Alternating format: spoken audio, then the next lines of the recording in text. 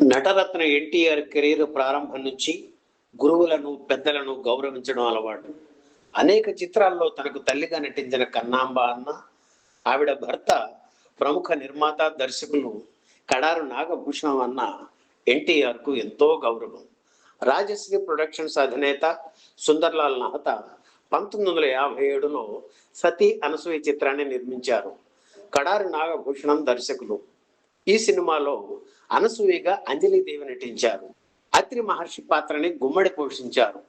నటప్రపూర్ణ కాంతారావు తొలిసారిగా విష్ణువు పాత్రను ఇందులో పోషించారు.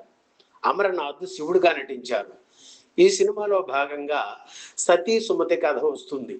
అందులో నర్మదగా జమున, కౌశికుడుగా కేవీఎస్ శర్మ నటించారు. అంధుడు, కురూపి అయిన కౌశికుడు అనసూయకు అత్యంత ప్రియమైన నర్మద పెళ్లి చేసుకోవలసి వస్తుంది. అనసూయల నర్మద సైతం తన పాతివ్రత్య మహిమతో కురూపి అయిన ఆమె భర్త అద్భుతమైన అందగాడుగా మారుస్తుంది. సినిమా అంతా కురూపి పాత్రలో కేవీఎస్ శర్మ కనిపిస్తారు. అందగాడుగా మారగానే ఆయనకు బదులు ఎన్టీఆర్ తెరపై కనిపిస్తారు.